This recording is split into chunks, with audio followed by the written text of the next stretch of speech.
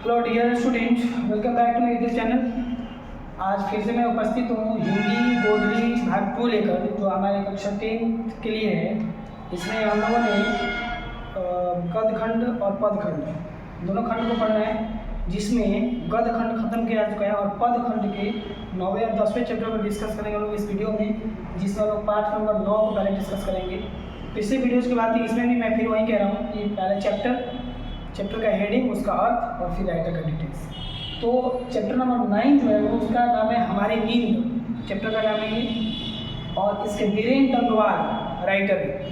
तो पहले हम लोग लेखक के बारे में पढ़ लेते हैं, जान लेते हैं, फिर उसके बाद जो पोएम है आप सभी पढ़ेंगे इसको, और इससे शब्द को या क्वेश्चन को या फिर जो भी निकालने हैं उसको आप लोग निकालेंगे।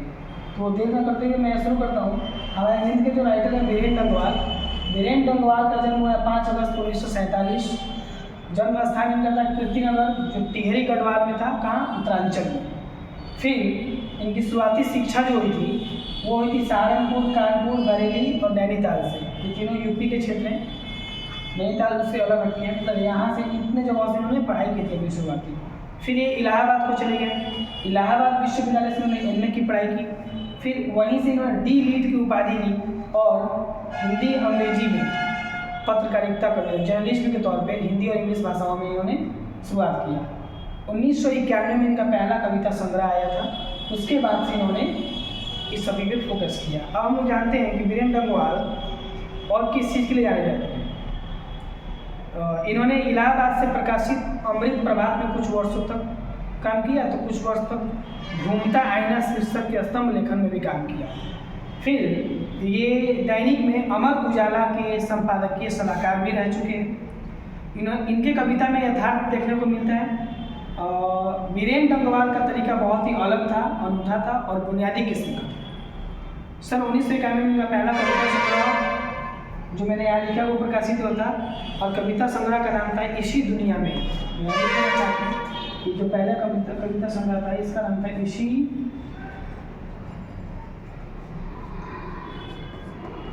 इसी दुनिया में।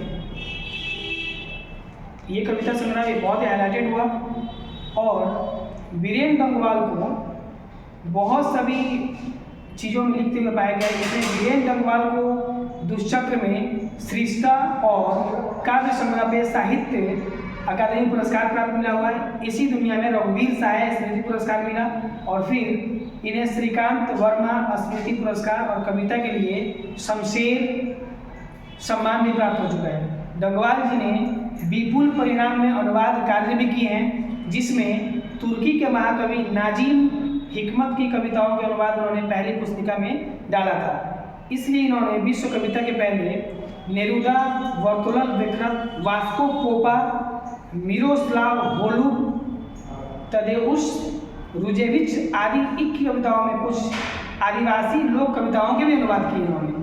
ससमय कवि वीरेन डंगवाल की कविताओं के संकलन दुष्चक्र में श्रेष्ठता और उनकी कविता हमारी नींद यहाँ प्रस्तुत है, जो हम लोग देख रहे हैं। इसमें इन्होंने सुविधाभोगी आराम पसंद जीवन अथवा हमारी बेपरवाह के बाद विपरीत परिस्थितियों से लगातार लड़ते हुए बढ़ते जाने वाले जीवन का चरित्र करती है यह कविता। यानी कहते हैं कि जो हमारी नींद है वो कभी कभी ऐसी हो जाती है कि इतना पसंद हो जाता है नींद लेना और आराम करना कि इस पर हम बेपरवाह हो जाते हैं, परवाह नहीं करते हैं खुद की, और हमारी जो दिशा है जीवन की विपरीत दिशाओं में चली जाती है।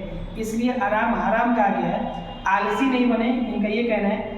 जो हमारी नींद है वो बहुत कम समय के लिए होनी चाहिए, और हमारी नींद जो होनी चाहिए वो एक्टिव नींद होनी चाहिए, ताकि हम अपने काम काज को सही रूप से कर सकें, समय पर जग सकें, और अपना आराम तो पसंद करें, लेकिन हमारे जो वर्क है, कार्य है, वो पूरे होने चाहिए।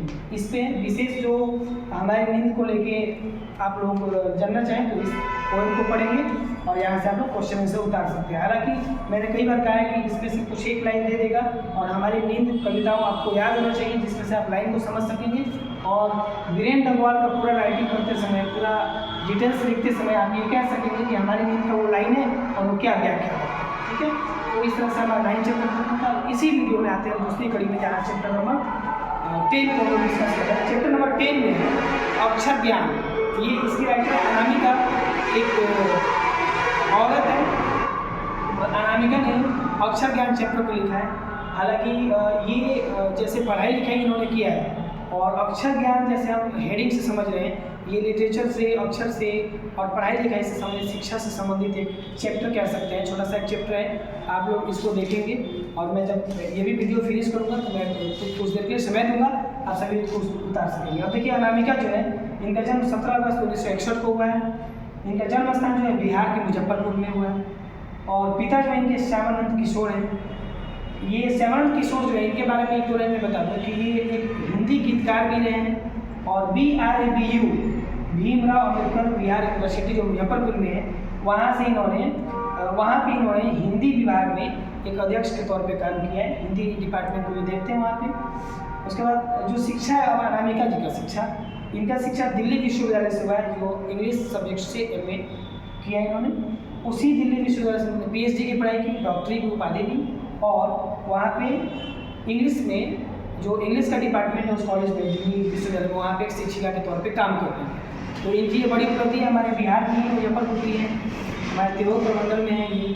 अब इनके बारे में कुछ और लाइनें हैं जो मैं बता देना चाहता हूँ कि वे सत्यवती कॉलेज दिल्ली विश्वविद्यालय के अंग्रेजी विभाग में भी प्राध्यापिका हैं। अनामिका कविता और गद्य लेखन के साथ भी सक्रिय मानी गई है। इनकी जो अनामिका है वो गद्य लेखन भी, यानी कि कविताओं का भी संग्रह और कहानी का संग्रह दोनों इन्होंने लिखा है। इन्होंने हिंदी और अंग्रेजी दोनों भाषाओं में लिखा है, ट्रांसलेटिव लैंग्वेज में लिखा है, हिंदी और इंग्लिश दोनों भाषाओं को चुना है लिखने के लिए। इनकी रचनाएं जो हैं, कुछ फेमस रचनाएं हैं जैसे काव्य संकलन, गलत पत्ते की चिट्ठी, बीजाक्षर, अनुपुष्ट आदि आलोचना, पोस्ट एलियट पोएट्री, अस्तित्व का मानचित्र इत्यादि इन्होंने लिखा है। संपादन इन्होंने किया है, उस संपादन का नाम है कहती हैं औरतें, जो काव्य संकलन है। इसके साथ साथ बहुत सारी कविताओं को, रचनाओं को, संग्रहों को, कृतियों को इन्होंने प्रस्तुत किया है। अनामिका को बहुत सारे पुरस्कार भी प्राप्त हुए हैं। अनामिका को राष्ट्रभाषा परिषद पुरस्कार मिला हुआ है, भारत भूषण अग्रवाल पुरस्कार मिला हुआ है, गिरिजा कुमार माथुर पुरस्कार मिला हुआ है, ऋतुराज साहित्यकार सम्मान भी मिला हुआ है। इतने सारे पुरस्कार इनको सम्मान के तौर पे मिले हैं। एक कवित्री कह सकते हैं या एक लेखिका के तौर पे अनामिका को बहुत पसंद किया जाता है। इन्होंने इनकी लेखी में साफ सुथरी चीज़ों को बताया गया है, शिक्षापरक चीज़ों को ये हमेशा दर्शाती हैं। इन्होंने अपने वस्तुपरक समसामयिक बोध और संघर्षशील जीवन को भी चित्रित किया है। वंचित जन के प्रति रचनात्मक सहानुभूति के लिए जानी जाती हैं ये। स्त्री विमर्श के सार्थक हस्तक्षेप करने वाली महिलाओं के लेखक में अगर कोई अपनी टिप्पणियों को दर्ज कराना चाहे तो अनामिका इससे कम।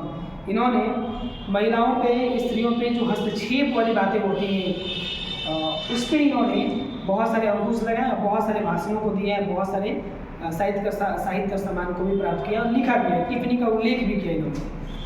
प्रस्तुत कविता जो अभी अक्षर ज्ञान, इसमें इन्होंने क्या बताया है, चुनी हुई कविताओं की चर्चित श्रृंखला कवि ने कहा है कि प्रस्तुत कविताएं बच्चों के अक्षर ज्ञान की प्रारंभिक शिक्षण प्रक्रिया के कौतुकपूर्ण वर्ण चित्रण का कविता गंभीर आशय व्यक्त कर देते हैं। क्योंकि अक्षर ज्ञान जो होता है शुरुआती दौर में, जब हम पढ़ाई शुरू करते हैं, बच्चे होते हैं जहाँ से अक्षर सिखाते हैं, वहाँ से लाइफ में, यानी कि प्रारंभिक जो अर्ली हम लोग चाइल्डहुड कहते हैं और अर्ली एजुकेशन मोड जो होता है बच्चे का शुरू होता है, वहाँ पे अक्षर ज्ञान की बहुत ज़्यादा महत्ता होती है। और वहाँ पे जब बच्चे जानते हैं तो वो आगे चल के बहुत अच्छे नॉलेज ले पाते हैं, बहुत अच्छी शिक्षा प्राप्त कर पाते हैं, जानकार बन पाते हैं। वरना अगर वर्ण, अक्षर ज्ञान और वर्ण का जब चित्रण अगर हमारे दिमाग में नहीं किया गया बचपन में, तो गंभीर से गंभीर जो आशय होते हैं उसका हम लोग मतलब नहीं निकाल सकते हैं, मीन्स नहीं बता सकते हैं और आगे चल के हमारी शिक्षा किसी काम की नहीं रह पाती है। इसलिए अक्षर ज्ञान बहुत जरूरी है। अब अक्षर ज्ञान को भी बेहतर समझने के लिए छोटा सा, बस इतना बड़ा एक माँ बेटे के बीच में जो संवाद हो रहा है, एक शिक्षक शिक्षिका के बीच में एक संवाद हो रहा है, एक बच्चे को किस तरह का अक्षर ज्ञान देना चाहिए, अक्षर बोध कराना चाहिए, उसके बारे में हम इतना पढ़ेंगे बेशक समझ में आएगा। तो इस वीडियो में हम चाहेंगे इतना ही रहने दें, जिसमें हम 9 और 10 का डिस्कस कर चुके हैं। और 9-10 चैप्टर देखने के बाद आप सभी थोड़ा सा इसको हम जूम करेंगे, अभी वीडियो से हटेंगे, आपको दिखाएंगे। आप यहाँ से स्क्रीनशॉट लेना चाहते हैं, नोट करना चाहते हैं, राइट डाउन डायरी करना चाहते हैं, कर लें और इसको रखें। और मात्र इसमें का 2 चैप्टर बच रहा है, 11 और 12 में कभी समय निकाल के उसको कर दूंगा और आप लोग इस वीडियो को देखें। वीडियो से जुड़ी अगर समस्याएं होती हैं आप सभी कमेंट करें, वीडियो को लाइक और सब्सक्राइब करें, दोस्त तक पहुँचाएं। मैं वीडियो से भी आउट हो रहा हूँ, आप सबके सामने जूम करूँगा, दिखा दूंगा, फिर वीडियो फिनिश होगा और इंतजार करेंगे आप सभी 11 और 12 का। तब तक आप लोग वीडियोज़ को देखें।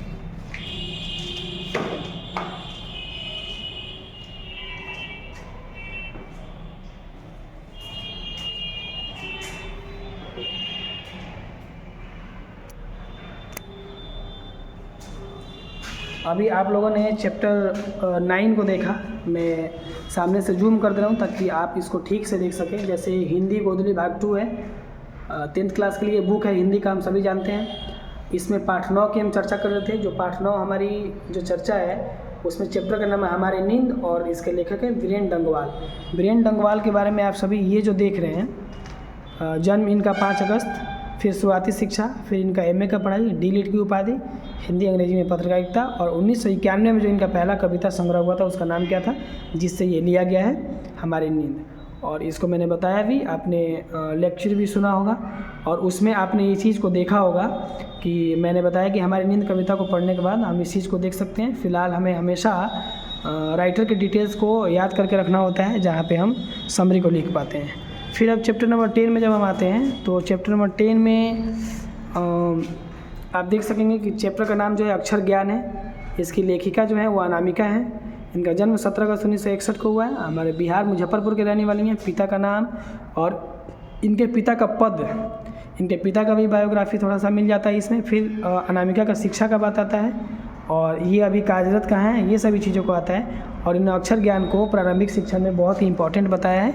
इस तरह से हम समझ पा रहे हैं कि दोनों जो चैप्टर है, शायद आप लोग के सामने मैं इसको रख चुका हूँ और आप लोग इस चैप्टर को देख पा रहे हैं। इस चैप्टर से जुड़ी हुई जो भी समस्या है उसको आप लोग शेयर करें, बताएं, ताकि मैं अगले वीडियो में इम्प्रूव कर सकूं।